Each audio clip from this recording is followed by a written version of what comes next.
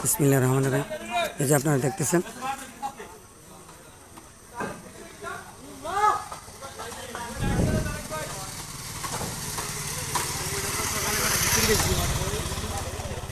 বানিয়াচং খন্দকার বাড়ি বাইতুস সালাত কেন্দ্রীয় জামে মসজিদ। এই যে আপনারা দেখতেছেন আমাদের ইমাম ও খতিব সাহেব ইট উঠাচ্ছেন দোতলায়, সাথে আমাদের পাড়ার ছেলেগুলো স্বেচ্ছা তারা নিয়ে যাচ্ছে ইটগুলি, দেখছেন উপরে। ওই যে দেখতেছেন কত মহৎ প্রাণ ছেলেগুলি আল্লাহর ঘরের কাজ করতেছে স্বেচ্ছায়। এই যে আমাদের হুজুর ইমাম সাহেব উঠা, এই যে ইট নিচ্ছেন।